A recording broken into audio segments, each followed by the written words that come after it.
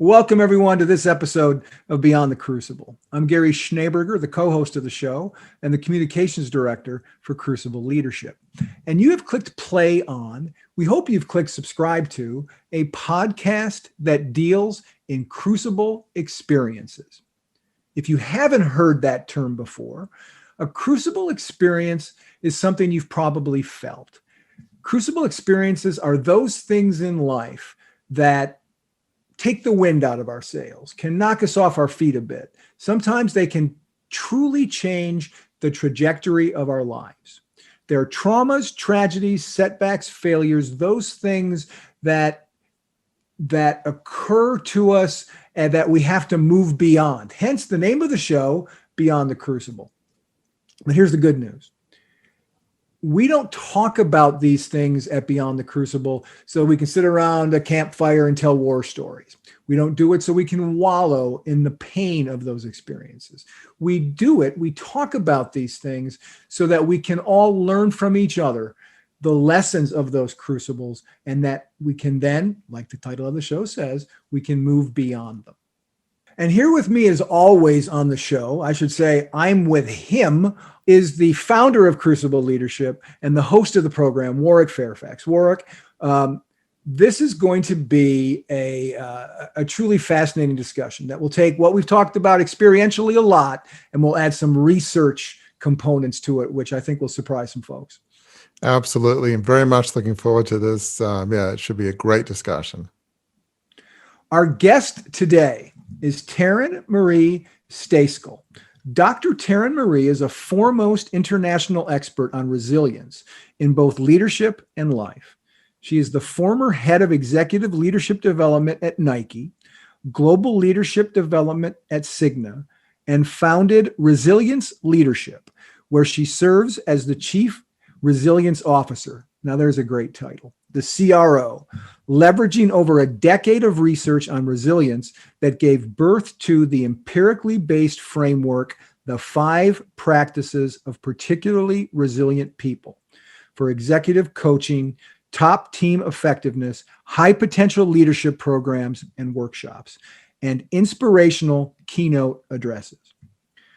She is a sought-after coach for executives, athletes, musicians, and actors who are looking for an edge by way of understanding and harnessing their inherent resilience. Dr. Taryn Marie is the author of Flourish or Fold, the 5 practices of particularly resilient people, and is featured in the forthcoming documentary, Breaking Free, both expected to release this year. Well, Taryn, thank you so much for being here. I really appreciate it. Just love this whole subject of resilience. I think we mentioned off air, I'm executive coach and heard you on WBEX, which is a great forum for coaches and really thousands of people around the world. So it's an awesome community. And, I just, resilience is something certainly I can relate to. In Crucible Leadership, we talk about a lot. And but you've done a lot, whether it's working with folks in Hollywood, the former, executive leadership development head at Nike, and you've done work at Cigna. So, and now with the 5 practices of particularly resilient people, it's just kind of an amazing story. But I'd like to kind of maybe get a bit behind the scenes and what led you to have such a passion for resilience, something about your background growing up. There's always a story behind the story. So kind of, what led you on this journey to this passion for resilience? Yeah, it's a great question, actually. And, sometimes, so there's a quote that says something to the effect of, I can't remember who said it, maybe the two of you know, you can help me, but it's this idea that our lives are lived forward, but understood backwards. And so oftentimes, when I think about resilience, it wasn't until many years later that I understood that a particular experience or moment led me to resilience, until I was able to, many years later, sort of look back and, connect the dots, right? Because so often our lives, I think, look like maybe a jumble of dots, and it's not until we look back that we can sort of draw that line through and see a clearer pathway. what I will say is that I don't think resilience is for the faint of heart. You know, that there's some kind of internal mettle. There's some desire to really show up for challenges in life and to figure out how do we continue to do that better over time. And I'm also a believer that so often concepts and ideas, you know, it's not so much that we come up with them, but that the concept or the idea finds us, right? And so if I share that in a little bit of a different way, right? I think resilience found me through a number of experiences that I had in my life, right? And the first time that resilience tapped me on the shoulder, you know, I was probably 14 years old, and without knowing it, there was a morning before school where I was getting dressed and there was a man outside of my window. And when I went over, you know, closer to the window, it was dark in the morning, to turn off my stereo. For those of you that are of the millennial or Gen Z, a stereo is something that played music. Yes. Of your cell phone, you know. It was your iPod before your iPod. It was my iPod before my iPod. It was, you know, sometimes people used to carry them around on their shoulders, a very heavy iPod, right? So, yep. You know, see me later and I'll tell you about phone booths and butter churns too. Indeed. Right? And other obsolete devices. And so when I looked at the bottom of my window, right, it was, you know, on the ground floor, there's a space at the bottom of my window. And as the light went down this person's face, this man's face, and he stood up.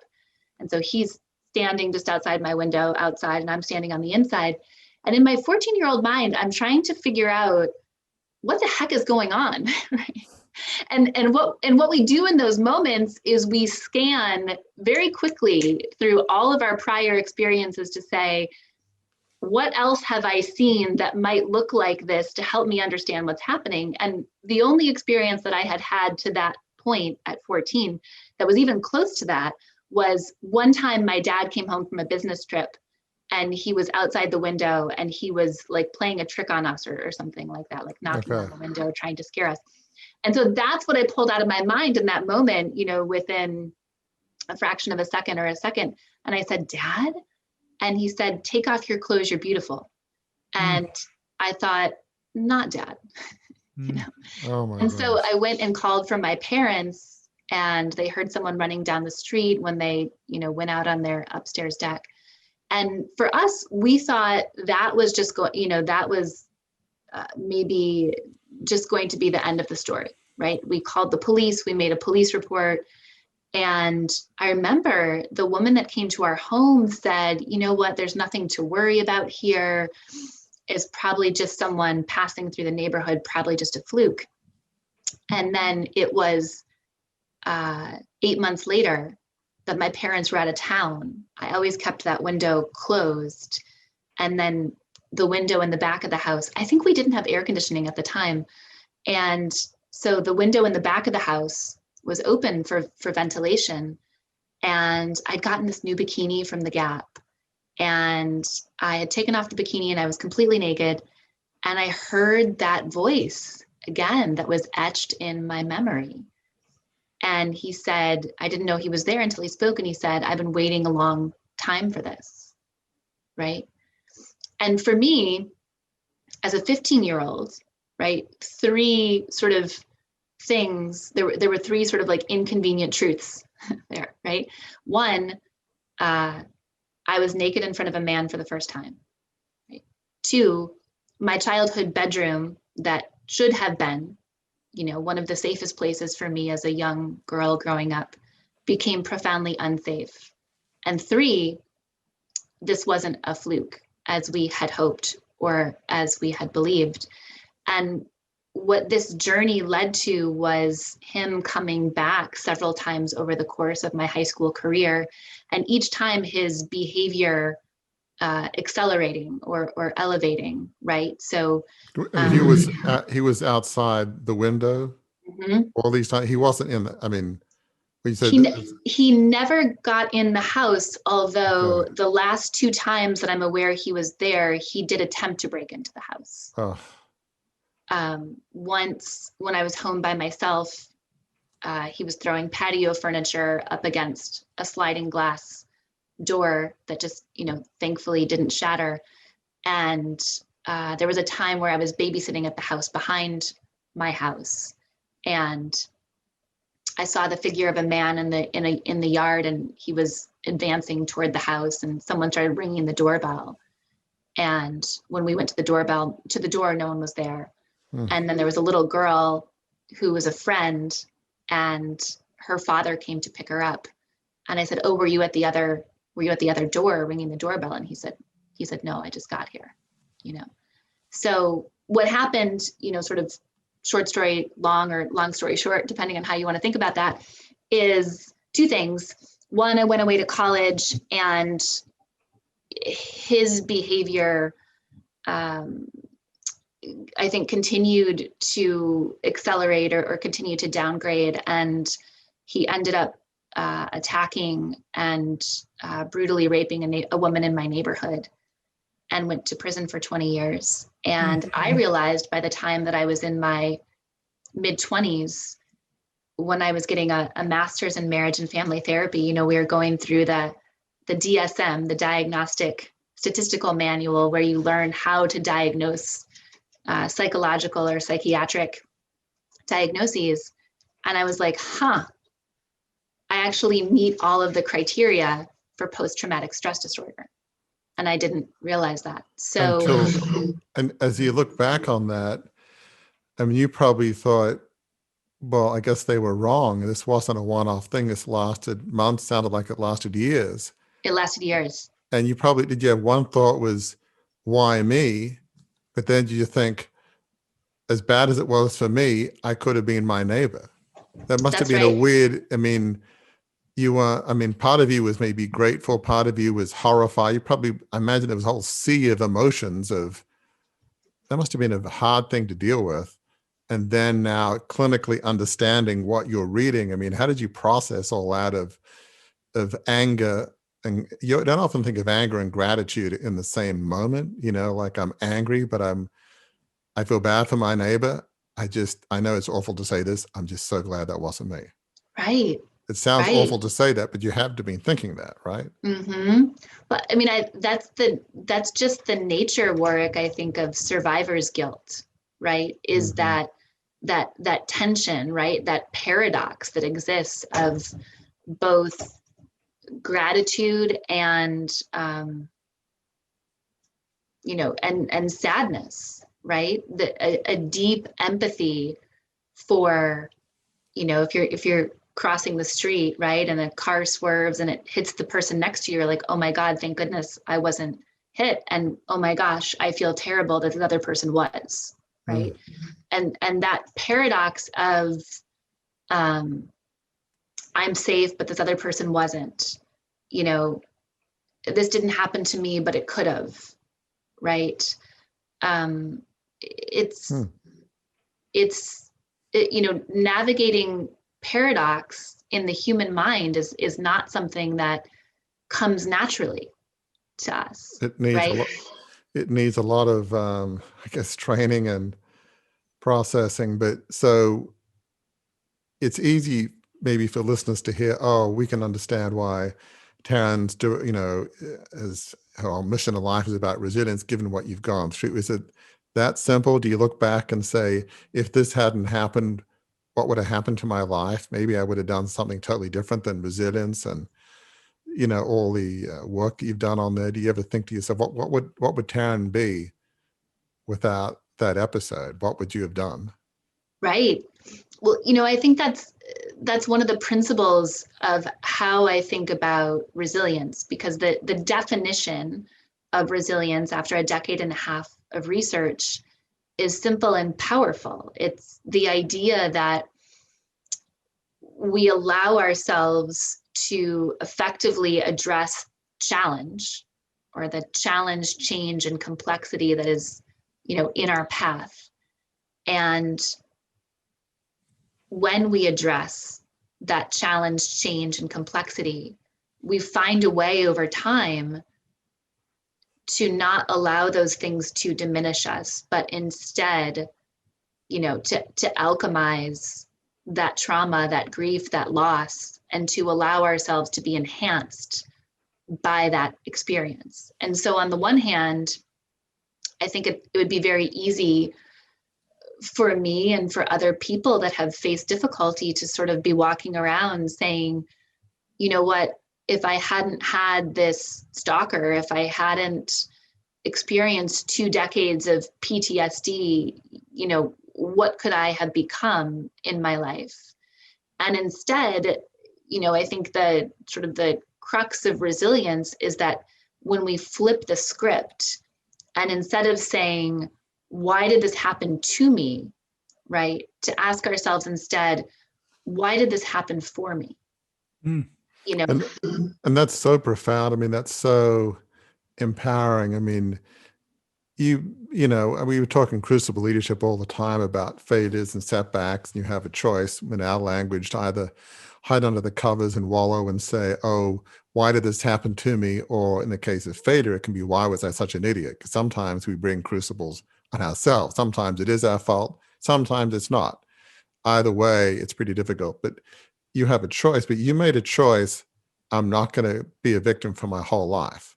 This was terrible, but I refuse to just cower and, while away the next 40, 50, 60 years of my life until it ends. But you made that choice.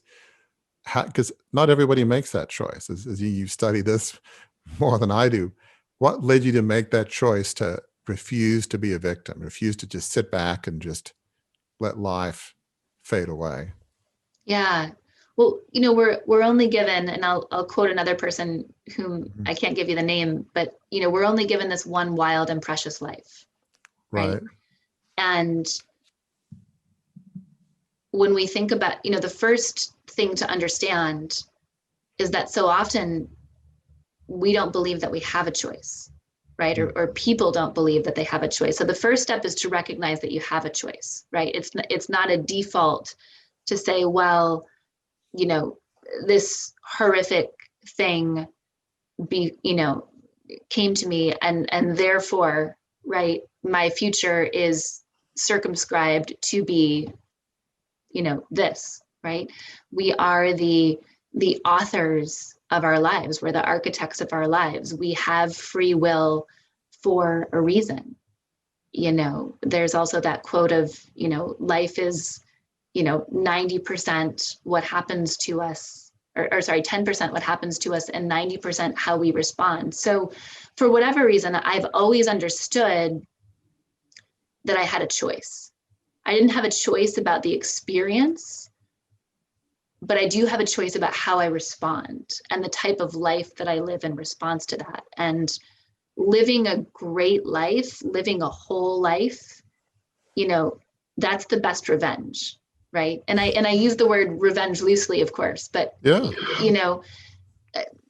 not allowing ourselves, again, going back to the definition of resilience, not allowing ourselves to be diminished by our experiences, and instead find a way to alchemize, that trauma, that grief, that loss, and figure out how we make it beautiful, how we make the testimony. That's redemption. I'm going to jump in because so much of what Crucible Leadership talks about, and so much about what you talk about, Taryn, it's as if it was typed on the same typewriter. That's one of those other old machines that kids today don't know much about. But Dude. There's a quote, one of the first quotes you have on your website, from someone whose name I'm going to mispronounce, and I apologize to her in advance, Pema Chodron. Chodron, I think, one of the first female Buddhist monks. Yeah, she writes, "Nothing ever goes away until it teaches us what we need to do, to know."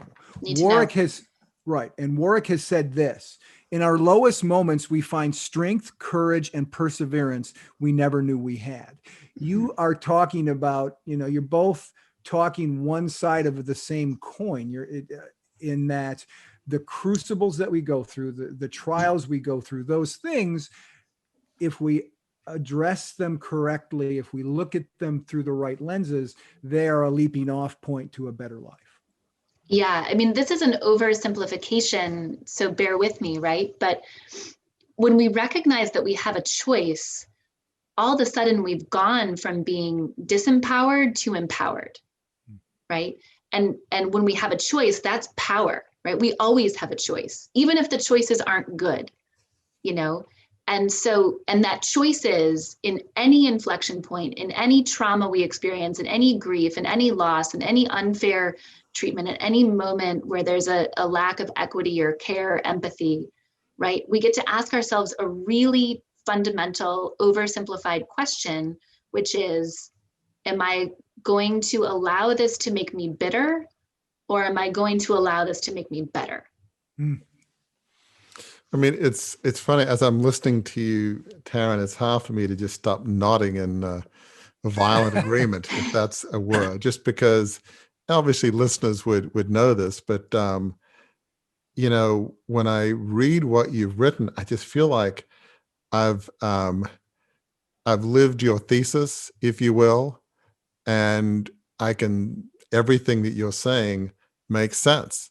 I mean, again, my experience was obviously radically different, but again, as listeners would know, I grew up in a very large family media business, 150 years old, had the Australian equivalent to the New York Times, Washington Post, Wall Street Journal, TV, radio. I was the heir apparent. It was a massive company.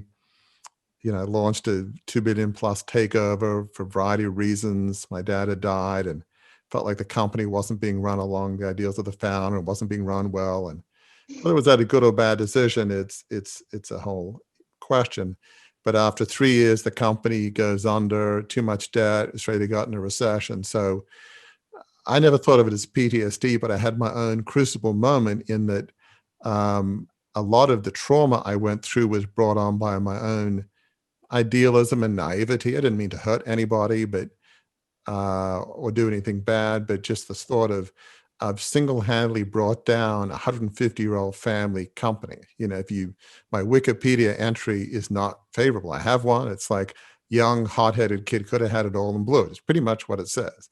Mm-hmm. So that may never change. I don't know. But so for me, the 90s were a challenging time. It's like, look what I did. And, you know, I felt like I let my family down. And as a person of faith, the founder was a person of faith. I felt like, gosh, I'd let down the universal God in some sense. I mean, it was pretty heavy on a lot of levels, but eventually, as I clawed my self-esteem back, yeah, there was a choice. Am I going to let this define me? I mean, I own it, my whole crucible leadership. I talk very openly about my mistakes. I have a book coming out in the fall that goes into pretty exhaustive detail about my stupidity and my assumptions, and then explain how this can help others. You know, don't do some of the things I did. But as you're saying, as I started to claw my way back, find things I could do without screwing up, and find things that I was gifted at, all the things you talk about, resilience, is making a choice. It's all true. It's not like there's no pain. It's unrealistic to say, oh, there's no scar and no scab, but I can talk about it now in a way that's vastly less painful. I don't know whether that's true for you. I mean, that's obviously, you talk openly about what you went through, but I'm sure there's some pain, but it's probably a lot easier to talk about than it was, because you're using your pain for a purpose. I know that's an oft-used aphorism, Mm-hmm. but it's true, Mm-hmm. you know? So yeah, I mean, it all makes sense to me, obviously. You know, very different background, very different stories, but Yeah. everybody's, you know, it's funny. We have a lot of people on the podcast that talk about crucibles, and we've interviewed people like Navy SEALs that have been paralyzed. And I'll often apologize because I didn't go through anything like what you've been through, or some of the people we've had victims of abuse and all sorts of things. And they all say this, it says, you know, it's not like a competition of crucibles. Your pain is just as real to you as anybody else. And these are people who've gone through things 100 times worse than I have. Mm-hmm. I'm astounded how they can be so generous. Anyway, you get the Mm-hmm. idea. But so Yeah. Well, Yeah. I'd say two things about that, Warwick, if I may. One is so often we say to people without really thinking about it, when some type of loss or challenge or trauma befalls, as we say to people, well, everything happens for a reason, Right. and anyone who's ever been on the receiving end of that, has tried really, has that on their hands so that they didn't strangle you, or strangle me when they said it. So I appreciate that. Thank you, everyone, for your grace. And what we realize is when we say to people, everything happens for a reason, right? That orients people to look outside of themselves, right, for a reason, right? Well, why was I disabled? Why did I experience this childhood abuse? Why did I have this stalker? Why did I develop PTSD? No one can answer those why questions, Right. except for us, right? So we can spend our lives searching to the answer for why. We can spend our lives searching for the reason, or we can take back that power, just as we do when we recognize that we have a choice, and we can say, here's how I'm going to make meaning out of what happened, right? So what I hear you saying is, you're in a place now where you can look on what has happened in the past, right? And say, here's how I make meaning of what happened. And when we look instead internally to make our meaning, when we look instead to answer our own why questions, that's when healing occurs. I mean, do you feel, and maybe this is obvious, but certainly in my own life, as I find I'm using what I went through to help others, there's a healing component, like a healing balm. It doesn't doesn't all go away, but there's something very healing when you're using what you've been through to help others. I mean, obviously you have your own experience, but you actually, unlike me, you've done a lot of research on this. Does that kind of make sense? There is a healing component to using what you've been through to help others? Absolutely. I mean, I'm very hesitant to use the word failure because I actually believe that very, very, very, very, very few things that we experience in life fall under the umbrella or the actual truth of being a failure or a mistake, right? So my team used to come to me and say, oh my gosh, we've made a mistake, right? Right. And I'd say, well, have you made this mistake before? And they would say, well, no, we haven't. And I would say, well, in that case, it's a lesson. The first time it's a lesson, right? The second time it's a mistake, right? So Warwick, you're not going to take down the family business again. I mean, you learned from that, right? And to your point, and I know we're going to talk about the 5 practices of particularly resilient people, this, empirically based model that really helped us understand what are those key behaviors that allow us to capitalize on, to harness our own human resilience in the moments when we face challenge, change, and complexity. And one of those elements, the 4th practice, is the practice of gradiosity, right? And the practice of gradiosity is twofold. And we'll talk about the other ones. We'll start with number 4. Yeah, absolutely. The practice of gradiosity is, a compilation of 2 words, right? Gratitude and generosity. And it's the ability to, after some time, right, instead of saying, why is this happening to me, to say, why is this happening for me? To stop looking for an external reason or to answer that why question, and to take on, to empower ourselves to create our own meaning, right? And then to look on a challenge, even if we wouldn't have chosen it, and to say, I can see the good in that, right? I didn't want to take down the company. I didn't want to have a cancer diagnosis. And yet I can see the good in what has occurred. Yeah, I mean, just to give an obvious example for me, I love that notion of gradiosity. I'm basically a reserved, maybe a bit shy kind of person that's a reflective advisor. I'm not a Rupert Murdoch, take no prisoners executive. That is just not me. I'm not this larger than life bomb throwing individual. I'm more nuanced. So I was trapped in a role that I was not designed for, but out of a sense of duty and family history, I felt like, loyalty is a big deal for me. I had to do this. Well, once that was over and I recovered from the experience, which took me a lot of the 90s, it's like, well, I can be whoever I want to be. So now with my writing and podcasts and executive coaching, was being on 2 nonprofit boards, I found, I actually am good at being a reflective advisor, at listening. Well, I wouldn't have had that opportunity trapped in a family business. That's my gradiosity, if you will. It's very obvious to me. Oh, what can I be thankful for? Well, I was trapped in this gilded cocoon, if you will. Plenty of money, but I was trapped living the life of somebody 5 generations before. So yeah, I mean, does that make sense? I mean, it's empowering to have that attitude of gradiosity for what you've been through. At least it's obvious for me anyway, in my case. But does that make sense? Yeah, it absolutely does. I mean, I love just hearing the sort of like real time application of, here's the practice and you're like, here's how that shows up for me.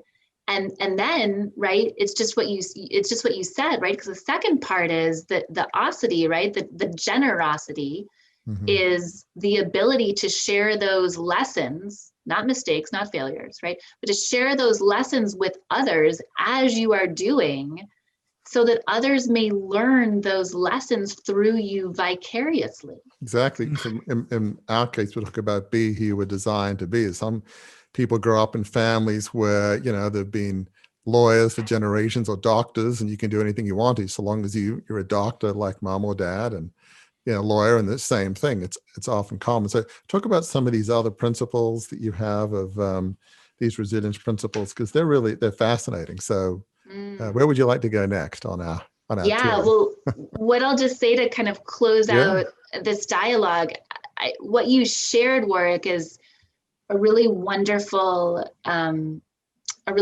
example of this idea that your story doesn't have to become your narrative, which I want to touch on for a moment. Please. I love.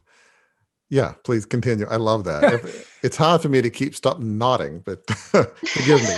I love watching this after all these podcasts. I love watching this because it's like you're getting executive coached right here, Warwick. I love it. Maybe you'll think of something, Taryn, that I disagree with, but it's been tough so far. I've been wholeheartedly agreeing with everything, but keep going. Well, I love it. I love that we're on the same wavelength. It's a lot of fun. And, one of the things that I share in the context of, my work is this idea that our story is what happened to us, right? It's the thin description of our life, right? My mother left me when I was a child, right? People didn't show up for me. We never had enough food, right? So there's a sense of feeling, financially or with regard to food, feeling insecure, right? Those are stories, right? Those are things that happened, right? And what I've realized over time is that the danger isn't so much in what happens to us. It's how we incorporate those experiences into our narrative, right? And our narrative is our identity. Our narrative is our self-worth, right? So I could have said, I had this stalker, I developed PTSD, and therefore the value that I believe I can bring to the world has been diminished because I've translated my story into becoming a narrative about my identity and who I am. And so what I love about what you're saying is that we differentiate between our story, what happened to us, and then what we tell ourselves about what that means in terms of our identity. Because what it can mean is whether it was your fault or not your fault, you can say, well, because of what happened, therefore I have no value and I have no worth, which it's hard for me to understand how failure is one thing. I get why somebody could think that, but when it's not your fault at all, somehow, and you've researched this, which I haven't, somehow no matter whether it's your fault or not your fault, it can lead to a tremendous sense of lack of self-worth, lack of self-respect, which how do you achieve anything? How do you do anything? So that's just, is just so sad. But by being able to switch that narrative story, I mean, it's, Gary, one of the things you end every podcast with is, why don't you just tell Taryn, in terms of the story, it's not, the crucible's not the end of your story. So just share that, because it's unbelievable. It's just exactly what you're talking about. But share that, Yeah, what we Gary. try to encourage listeners with at the end of every episode is that they're crucibles. They're those trials, tragedies, traumas, those things that have gone wrong, failure and setback, they aren't the end of their story. In fact, we say they can be the beginning of a new story, a better story, if you learn the lessons of them, as you've talked about, Taryn. If you learn the lessons of those things, it can be a better story, because where it takes you, as you've learned those lessons, is to a new life, which at Crucible Leadership we define as a life of significance. And that basically means a life on purpose, dedicated to serving others, whatever that means for you. Everybody's life of significance will be different, but I mean, as you hear that, it's like, that's what you're talking about. That's in part what you're talking about, right? About changing the narrative, using the narrative for good. So just as you're saying it, it's like, wow. Yeah. Topping again here. So right. Amazing. Well, and this notion that you bring up, Warwick, of, you use the word, fault, right? Like, whose fault is it? Was it my fault? Akin to that is this idea of responsibility, right? And what I've seen over time, and being a marriage and family therapist and having worked with a variety of people that have had neurological injuries, spinal cord injuries, brain injuries as a result of car accidents and falls, this idea of responsibility, right? Or who is at fault, or am I at fault, or who's at fault, right? That's a tremendously important inflection point in our healing, right? It's tremendously important that we get this notion of responsibility right. And a dear friend of mine and a mentor, Richard Pimentel, right, who was responsible for sort of the American with Disabilities Act. And there's a wonderful movie that was made about him by a dear friend of mine, Stephen Sawallich, called The Music Within. And Richard Pimentel talks about this idea of responsibility, and he helpfully breaks it into two components: response and ability, right? And in the moment when something happens, what is our ability to respond, right? And when we think about, all of these things like you shared, Gary, these crucible moments, right? The challenge, the change, the complexity, the loss, the grief, the unfairness, really accurately getting to a place where we are assigning responsibility is key, right?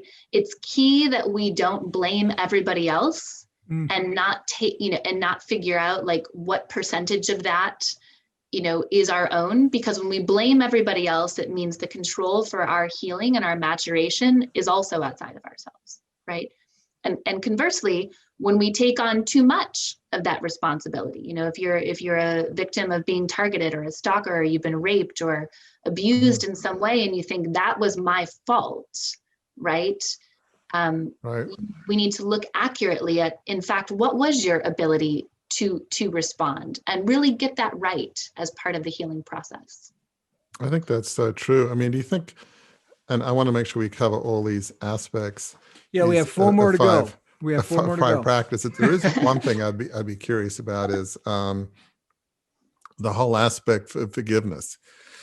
I mean, certainly for me, part of it was forgiving myself. Like, I was young, 26, young, naive. I had no intention to hurt, cause pain to anybody. And there was thousands of people in the company and all. I mean, the company went on, but still, part of it is forgiving others, but part of it's forgiving yourself. I mean, is that part of the component of being able to move on from a challenging experience, that whole assigning responsibility? And I've done a lot of that internal work of how much was my fault, which, fair amount, not all, accepting, but how much, talk about forgiveness and how that relates to the whole responsibility deal. Yeah, I mean, forgiveness is a tremendously important element, right? So once we have, accurately assigned responsibility, and that can take some time. And PS, it's always good if we have some skin in the game relative to responsibility. We shouldn't take none of it, and we shouldn't take all of it, right? But accurately assigning that responsibility. I love that you're talking about forgiveness. Forgiveness oftentimes, for many people, not for everyone, but comes from, you talked about Warwick being a man of faith, right? It often comes from having a spiritual or a religious practice, and is often informed, right, by those experiences. And, for me, there's really three important things that we need to understand about forgiveness. The first one is forgiveness is for no one else but ourselves, right? And so often people say, well, I'm not going to forgive that, I'm not going to, they don't deserve that forgiveness. I mean, probably, maybe they don't, right? But fortunately, it's actually not for them. The forgiveness is for us.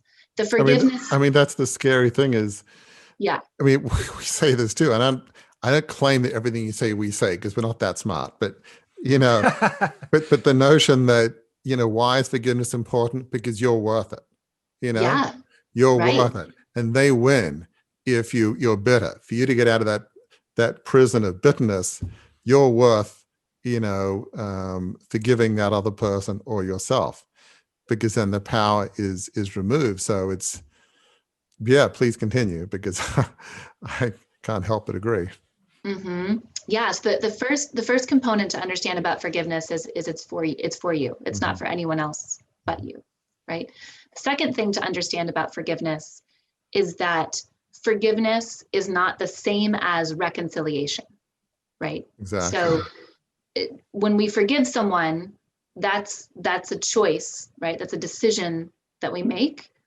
It's not the same as continuing that relationship, going back to that relationship, continuing to, be a part of whatever is happening. Nor is it the same as accountability. There are still consequences, sometimes legal consequence. Doesn't mean that we're lessening accountability or responsibility. Right. Exactly. So and people confuse those two things, right? Exactly. So if you're someone who's been in an abusive relationship, right, you can forgive that person and you don't need to reconcile with them. Right? Sure. Forgiveness is not reconciliation. That's two. The third part of forgiveness is oftentimes it takes time, and it takes, many times for us to say, I forgive you, I forgive myself, right? Oftentimes we are the hardest people to forgive. Forgiveness of self can be the most difficult forgiveness. And, for me, coming from a Christian faith background, it says in the Bible, I think one of the disciples or someone, said to Jesus, they said, well, how many times do we forgive that person, right? And Jesus says 7 times, 77 times, right? Which is a biblical way of saying forever, unlimited, is basically what it's saying. That's right. It's a metaphor, which is, exactly.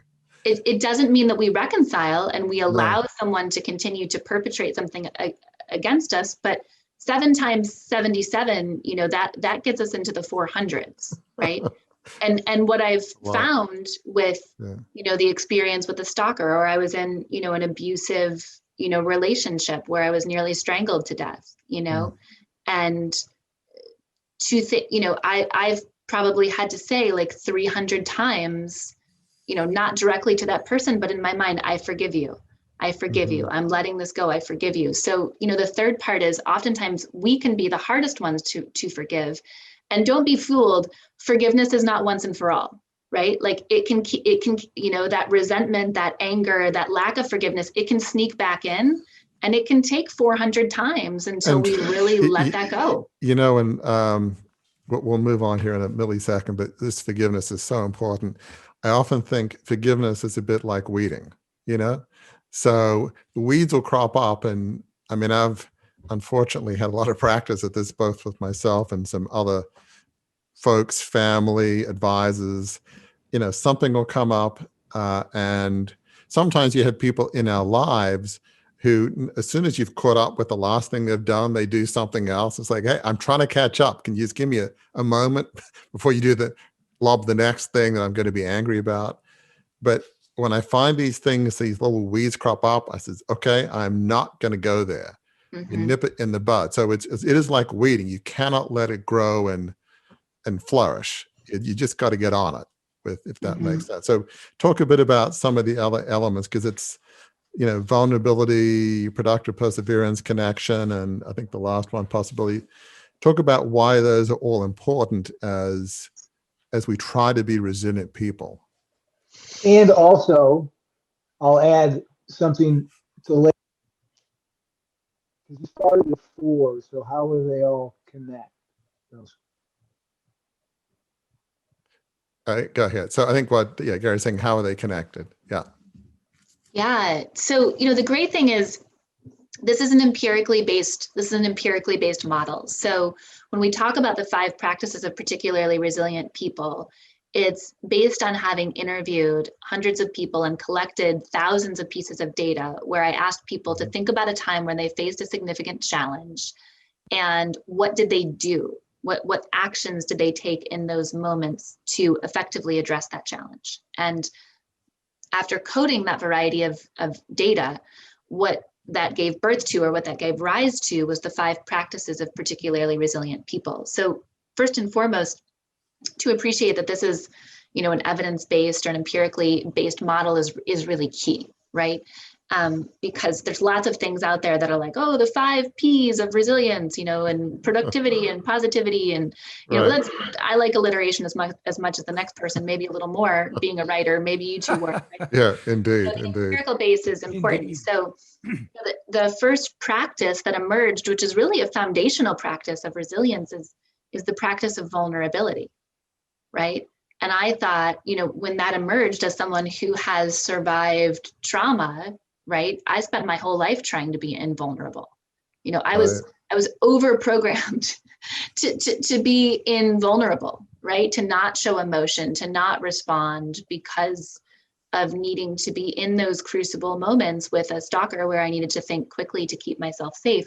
And so, probably not to talk about some of these experiences. Most people who've gone through trauma, they won't talk about it. They're not going to be vulnerable about it. Right.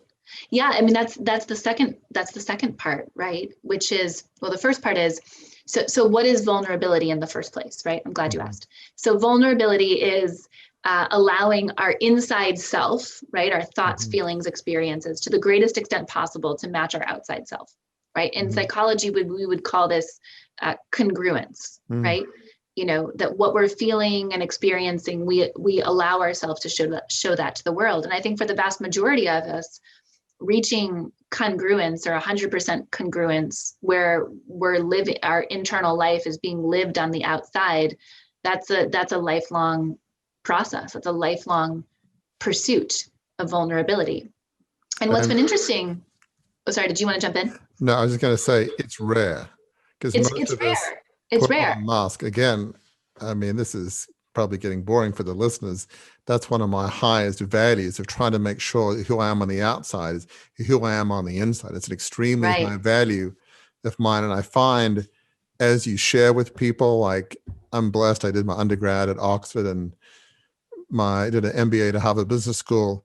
I was embarrassed to go to Harvard Business School reunion, because people would say, well, look what you've done. I mean, you've failed spectacularly. I mean, in business, this is not cool. You go to these things and people aren't treating you like a leper. There's like, I mean, a lot of people have had business failures who've been in business school. And when they treat you like you're a human being, it's like, really? They're not saying unclean, like in the Bible, leave the town. It's like, wow, because we have this notion in our head that if people really know how stupid I am or what I've been through, that nobody will want to be with us. We'll be like a leper, right? Yeah. And when that story is broken, it's another step of healing. Does that kind of make sense? It absolutely does. I mean, the first thing is, you had a business lesson, You didn't have a Right. business failure. If you took down the company twice, then that would be a failure or a mistake. But you learned from the first time. You're brilliant. Yeah, I haven't done You. any failed $2 billion takeovers since. So there you go. Learned my lesson. So that's awesome. So Onward and upward, my friend. indeed. Okay, that leads to productive perseverance. What is that? That's a Exactly. fascinating phrase. Yeah, well, we're short on time, so I'll just say one more thing about vulnerability, which is precisely what you said, Warwick. Which, Brene Brown has talked about vulnerability and its role in what she calls living a wholehearted life. Vulnerability also showed up as a foundational practice of resilience, and so I asked myself sort of just that question, which you were alluding to, which is, if vulnerability seems to be so important in sort of Brené's work of like living a wholehearted life and now being a foundational element of resilience, why aren't we all running around living these like fabulously vulnerable lives, right? Like, what gives? Right. And it's this idea of the vulnerability bias, right? Or exactly the sort of story that we tell ourselves in our heads, which is, if people really knew, right? If people really knew this part of me that's on the inside that I don't want to show on the outside, three things would happen, right? I call it the 3 L's that keep us from block our vulnerability. People wouldn't like us, they wouldn't love us, and they might leave, right? And when you threaten people with ostracism, what that's shown is the parts of the brain that are associated with physical pain light up. And we don't want to experience even the threat or the fear of that physical pain. So better not to be vulnerable and better to stay quiet. Right. Because if they reject my mask, that's one thing. If they reject the real me, infinitely worse. That's right. Many, if not most, don't want to take that risk. That's right. Hence the world we live in, whether it's politicians or Hollywood or wherever, it's a sea of masks. But so what would you like to talk about, like just in the closing minutes we have, just about some of the other aspects, these wonderful principles of resilience? Yeah, well, I'll give you a quick overview of the last 3. Okay. And then if we ever want to talk more about them, we absolutely can. So the second principle, the second practice of particularly resilient people is the practice of productive perseverance. Remember when I told you I liked alliteration?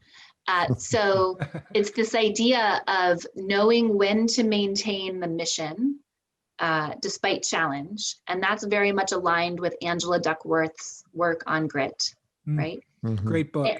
Great book. And it's more than that, right? Because grit is not synonymous with resilience, right? Grit is a fractional component of resilience, but it's not the whole story, right? So knowing when to maintain the mission despite challenge, and recognizing that in the face of a significantly changing environment or a disrupted environment, that we need to pivot and go in a new direction, right? And this is very much an art and a science, because if you want to become a Navy SEAL or graduate from the Naval Academy, those sort of markers are well defined, right? And it's good to put your head down and to be gritty in those situations. But in an environment relative to global pandemic COVID-19, where things are shifting and changing, we also must pick our heads up and look at how the environment is shifting and changing, so that we can continually evaluate if the path that we're on is the right one, lest we become a Kodak or a Blockbuster or a BlackBerry. Hence productive perseverance. Awesome phrase. So how does that lead to connection? Well, connection in the midst of this pandemic is really the new currency, right? We're all wondering, how do we connect with a remote distributed workforce, with our elderly parents, with our grandparents? I held a 70th Zoom birthday party for my mom, back in December, and connection's always been important in terms of resilience, and it's no less important now. And again, inherent within each of these practices is a paradox. And connection seems simple because it's twofold, right? It's the connection to ourselves, right? Trusting our gut, knowing our value, listening to the still small voice within, cultivating and listening to our intuition on the one hand. And then on the other hand, cultivating and developing relationships externally, right, with our family and friends and community. And that's all well and good until those two things are at odds, Right. So that's connection. We talked about gradiosity, gratitude plus sharing generosity. And the last is the practice of possibility. It's the practice of, at its core, being able to prioritize or privilege progress over perfection. And the paradox therein of the practice of possibility is being able to navigate, the tension between risk and opportunity, right? In these moments, in order to be resilient, we must, hold both risk and opportunity, hold, both danger and possibility, and allow both to be true. But there's something about possibility and sort of forward movement that I know in economics, there's a fundamental law of business is you're either growing or you're declining. If you're status quo, then you're about to decline. It's one of these ironclad business laws. And I feel like maybe it's true in life too, perhaps, that if you have a possibility outlook of how can I grow, how can I improve, how can I use what I'm going through to help others, as you're looking forward to possibility, then, healing can continue. If you start trying to hunker down and not move forward, then I don't know. Do you feel like life's a bit like that too? That, Absolutely. Yeah. I think if we're not evolving, if we're standing still, we're probably devolving. Right. You go, Gary. I was going to say, I've been in the communications business long enough to know that's a good place to land the plane. What you just said, that is a bow atop the package, to mix my metaphors. Taryn, I would be totally, completely lacking in my job as the co-host of the show if I did not give you the chance, before we go, to let our listeners know how they can find out more about you, specifically on this thing called the internet. Yes, the internets. Yes.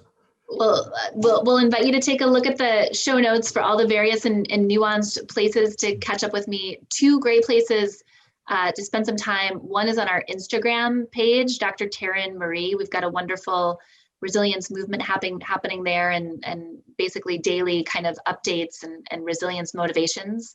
So that's really, really fun. And the second part is there's lots of free resources, articles, podcast recordings, those types of things on our website, which is resilience with a c-leadership.com. We'd love to see you there. Well, thank you so much, Taryn, for being here. I mean, it's so inspiring, just all of your work on resilience. And yeah, I am sorry, I just couldn't help but agree with everything you're saying. I mean, I'm just looking at one of your quotes, I think from Robert Ingersoll on connection. We rise by lifting others.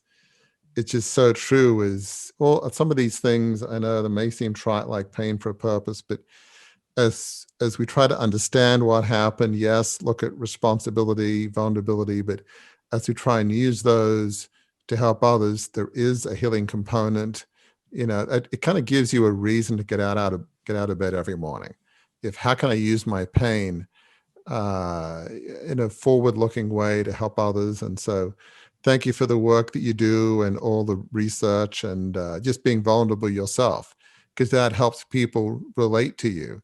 If you're able to share something very personal, it's as well, if Taryn can do that, maybe it's okay if I do that.